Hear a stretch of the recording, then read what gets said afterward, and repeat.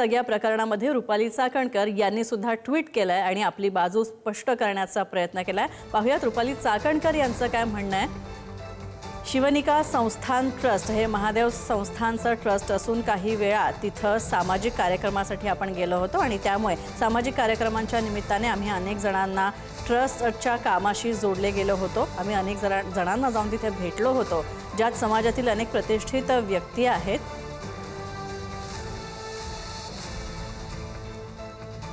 अशोक खरात प्रकरणी चाकणकरांनी हे स्पष्टीकरण दिलेलं आहे। कॅप्टन खरात यांच्या वैयक्तिक आयुष्य किंवा त्यांच्यावर झालेल्या आरोपांसंदर्भात आपल्याला कोणत्याही प्रकारची कल्पना नाही असं स्पष्ट केलंय त्यांनी एक्स पोस्टद्वारे।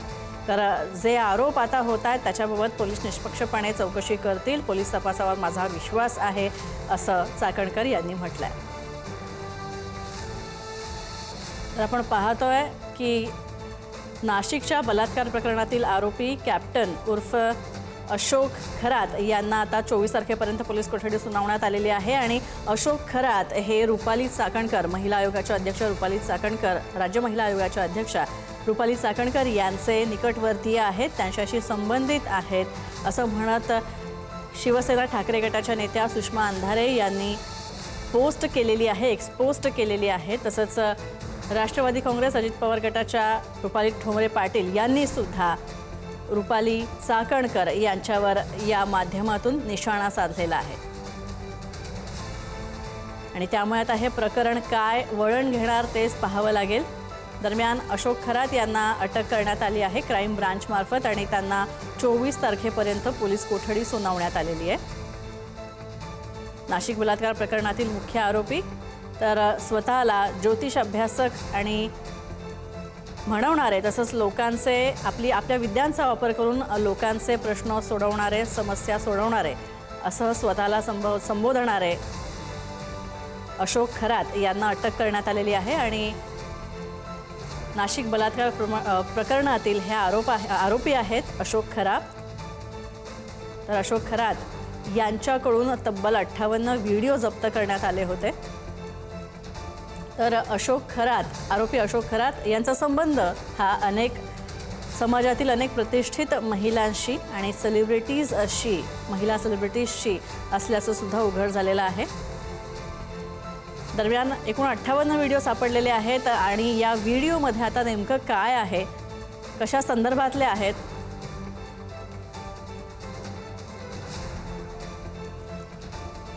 तर सुषमा अंधारे यांनी सुद्धा या प्रकरणाच्या निमित्तानं राज्य महिला आयोगाच्या अध्यक्षा रुपाली चाकणकर यांच्यावर निशाणा साधला आहे, त्यांच्यावर टीका केलेली आहे आणि राष्ट्रवादी अजित पवार गटाच्या नेत्या रुपाली ठोंबरे पाटील यांनी सुद्धा अशोक खरात यांच्या निमित्तानं रुपाली चाकणकर यांच्यावर निशाणा साधला। दरम्यान शिवसेना ठाकरे गटाचे खासदार संजय राऊत यांनी निशाणा साधला याच प्रकरणावरून। पाहूया संजय राऊत यांनी काय एक्सपोस्ट केली आहे। महाराष्ट्राची एप्स्टीन फाईल उघडली गेली असं म्हणत सत्ताधाऱ्यांवर संजय राऊत यांनी निशाणा साधलेला आहे। तसंच अशोक खरात यांच्या अटकेनंतर संजय राऊतांनी सत्ताधाऱ्यांवर निशाणा साधलेला आहे।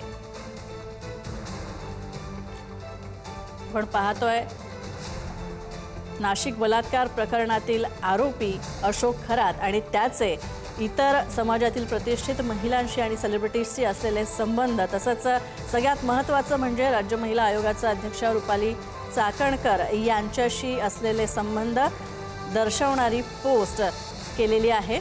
विविध राजकीय नेत्यांकडून ही पोस्ट करण्यात येते। तर या संदर्भात प्रतिक्रियेसाठी आता आपल्यासोबत जोडल्या गेलेल्या आहेत रुपाली ठोंबरे पाटील। रुपालीताई, आपलं स्वागत पुढारी न्यूजवर। काय सांगाल, काय प्रतिक्रिया आहे तुमची पहिली या प्रकरणासंदर्भातला आणि विशेष म्हणजे रुपाली चाकणकर यांच्यासोबतचे काही फोटो सुद्धा आता समोर आलेले आहेत, काय प्रतिक्रिया आपली? कॅप्टन खरात यांनी देवाच्या पूजा करून महिलांवर जो अन्याय केलेला आहे, अत्याचार केलेला आहे, लैंगिक शोषण केलेलं आहे, तर हे त्यांना जी बढती मिळालेली आहे किंवा त्यांची जी हिंमत वाढलेली आहे, हे फोटो मी राज्य महिला आयोग त्यांच्या डोक्यावर छत्री घेऊन आहे, राज्य महिला आयोग त्यांचे पाय धुवत आहे। म्हणजे खरातांनी अत्याचार करणाऱ्या महिलांना दाखवून दिलेला आहे की मी कुठल्याही महिलेवर बलात्कार करू शकतो, कुठल्याही महिलेचं शोषण करू शकतो. माझ्या पाठीशी माझ्या वरती आयोगाची छत्री आहे आणि पायाशी राज्य महिला आयोगाच्या अध्यक्षा आहेत. हे भयान आहे, भयान. म्हणजे जे काही व्हिडिओ 50-60 सोशल मीडियावर आहेत इतके घाणेरड्या पद्धतीने आहेत की पहिल्यांदा तो खरात पूजा करताना काय ते भांडीवर ठेवलेली आहेत, मग मागणं तो त्या ग्लासामध्ये लघवी करत आहे आणि त्याच्यानंतर त्या महिलेला धार्मिक बलात्कार करत आहे. हे भयाने राज्य महिलेने राजीनामा दिला पाहिजे आणि अशा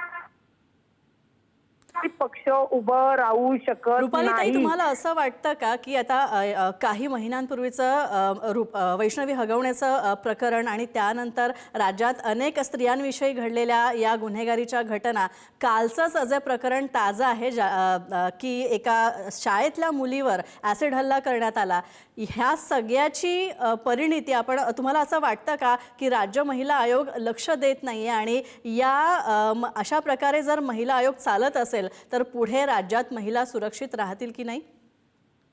मुळामध्ये तुम्ही असं वाटतं का हे विचारणं चुकीचं आहे. तसंच आहे. कारण का राज्य महिला आयोगाने आतापर्यंत ज्या वैष्णवी हगवण्याच्या प्रकरणात तिथे सुद्धा तिची जी जाव आहे तिची तक्रार केली होती, तिच्या तक्रारीची दखल नाही, उलट माझ्याकडे तक्रारच आली नाही असं त्यांचं वक्तव्य होतं. त्याच्यामध्ये संपदा मुंडेचा विषय झाला. संपदा मुंडेच्या मध्ये त्यांनी प्रेस घेऊन म्हणजे इन्व्हेस्टिगेशन ऑफिसरच्या सोबत प्रेस घेऊन तपास सगळा बघून ती मुलगीच कशी चुकीची होती ते त्यांनी सांगितलं. आता जो परवाचा सातत्याने जे काही हे आत्महत्या होत आहेत विवाहितांचे त्याच्यामध्ये त्यांनी कुठले प्रतिबंधक काय काम केलेली आहेत? आणखी एक प्रतिक्रिया तुमच्याकडनं घ्यायची आहे, ती म्हणजे रुपाली चाकणकरांची ही पोस्ट आली आहे की त्यांचं हे स्पष्टीकरण आलंय की आपण काही ट्रस्टच्या कामानिमित्तच गेलो होतो आणि तेव्हा त्यांना भेटलो होतो, अन्यथा माझा त्यांच्या वैयक्तिक आयुष्याशी किंवा त्यांच्याशी काही वैयक्तिक संबंध नाहीये. हे एक्सप्लेनेशन किंवा हे स्पष्टीकरण कितपत पटण्याजोग आहे? एक लक्षात घ्या, दादांत खोटं आहे. त्या त्यांच्या ट्रस्टवर संचालिका म्हणून आहेत आणि त्यांच्या नावाच्या खाली अध्यक्ष राज्य महिला आयोग संविधान पद वर असणाऱ्या अध्यक्ष आहेत. त्यांच्या वैयक्तिक आयुष्याचं आमचं म्हणणं हेच आहे की तुम्ही अशा माणसाबरोबर होतात की ज्यांनी आता महिलांवर अत्याचार केलेले, तुम्ही छत्री धरलेली आहे, मग तो तर संस्थेच्या इथं तुमची भेट नाहीये. त्याच्यानंतर तुम्ही त्यांचे पाय धुतात, ते पण संस्थेच्या ह्याच्यातलं नाहीये. मग कुठेतरी आता हे सगळे व्हिडिओ बाहेर आलेले आहेत, कुठेतरी त्या ज्या महिलेवर अन्याय झालेला आहे तिने न घाबरता तक्रार केलेली आहे म्हणून अत्यंत खोट्या पद्धतीने सांगत आहेत. त्या त्यांच्या खराच्या ट्रस्टवर संचालिका म्हणून आहेत. राज्य महिला आयोगा संविधान पदावर असताना महिलांना सुरक्षता द्यायचं सोडून तुम्ही बलात्कार करा, मी तुम्हाला सोडवते, असाच त्यांचा बिहेवियर आहे. आणि यांची आधीची सगळी प्रकरणं बघता त्यांनी कुठल्याही महिलेला न्याय दिलेला नाही. त्याच्यामुळे यांनी तातडीने पाय उतार व्हावं आणि यांच्याही चौकशी करून यांनाही त्या गुन्ह्यामध्ये जर काही तपासात आढळलं तर सह आरोपी केलं पाहिजे. अगदी अत्यंत महत्त्वाची मागणी केलेली आहे रुपाली थोमडे पाटील यांनी. आणि रुपालीताई, धन्यवाद आमच्याशी बोलल्याबद्दल, पुढारी न्यूजशी बोलल्याबद्दल. तर आपण पाहतोय की कॅप्टन अशोक खरातचा कथित CCTV हा व्हायरल झालेला आहे आणि स्वतःच्या ऑफिसमध्येच धार्मिक विधीच्या नावाखाली महिलेशी गैरकृत्य करत असल्याचं या व्हिडिओत दिसतंय. आपण पाहतोय पुढारी न्यूजच्या TV स्क्रीनवर हा व्हिडिओ.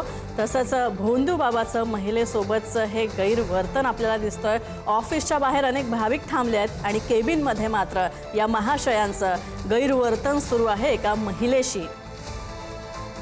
तर महिलेशी लगट करण्याचा प्रयत्न करण्यात येतोय. या व्हिडिओ स्पष्टपणे दिसतंय एका महिलेने गुंगीचं औषध तिला दिलेलं आहे आणि हे गुंगीचं औषध देऊन लैंगिक शोषण केल्याची तक्रार सुद्धा अशोक खरात यांच्या विरोधात केली होती.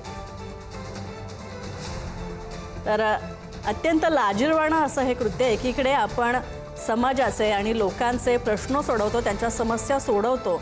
आपण ज्योतिषशास्त्राचे अभ्यासक आहोत असं म्हणत या भोंदू बाबाचं अत्यंत अश्लील कृत्य, निंदनीय कृत्य आपल्याला दिसतंय. तर नुकतीच आपण या सगळ्या संदर्भात रुपाली ठोंबरे पाटील यांची सुद्धा प्रतिक्रिया घेतली होती आणि त्यांनी ही मागणी केलेली आहे पुढारी न्यूजशी बोलताना, पुढारी न्यूजकडे प्रतिक्रिया देताना की जर चाकणकरांचे काही संबंध असतील तर चाकणकर यांच्यावर सुद्धा कारवाई झाला पाहिजे, अशी स्पष्ट मागणी, अशी कारवाईची मागणी रुपाली ठोंबरे पाटील यांनी केलेली आहे. तर आपण पाहतोय नाशिकमधल्या बलात्कार प्रकरणामुळे राज्यामध्ये खळबळ माजलेली आहे आणि या प्रकरणातील मुख्य आरोपी अशोक खरात यांना अटक करण्यात आलेली आहे. आमचे प्रतिनिधी किरण तांजणे आमच्यासोबत आहेत. किरण, काय अपडेट्स या सगळ्या संदर्भात, कारण या प्रकरणाची व्याप्ती वाढण्याची शक्यता आहे?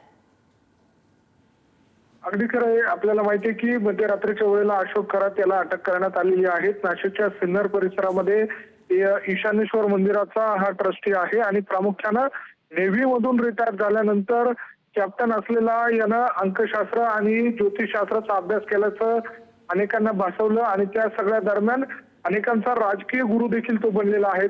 अगदी गल्लीपासून तर दिल्लीपर्यंतच्या अनेक राजकीय नेत्यांसोबतचे त्याचे घनिष्ठ संबंध आहेत. अनेकांना तो मार्गदर्शन करतो. त्याचे फोटो सोशल मीडियावर देखील उपलब्ध आहे आणि अशा सगळ्या परिस्थितीमध्ये एक धक्कादायक व्हिडिओ देखील व्हायरल झालेला आहे. त्यामध्ये गैरवर्तन करताना तो त्याच्या कार्यालयामध्ये महिलेसोबतचा दिसतोय. या सगळ्या दरम्यान त्याला आजच्या दिवशी कोर्टामध्ये हजर करण्यात आलेलं होतं. 24 मार्च पर्यंत त्याला कोठडी सुनावण्यात आलेली आहेत. या सगळ्या संबंधी नाशिकच्या गुन्हे शाखेच्या एककडनं याबाबतचा अधिक तपास केला जातोय. मात्र एकूणच जगभरामध्ये एप्स्टीन फाईलची जी चर्चा होती अगदी तशाच स्वरूपाची नाशिकमध्ये देखील कॅप्टन फाईलची चर्चा आता सुरू झालेली आहे. धन्यवाद या सगळ्या अपडेट्स बद्दल किरण.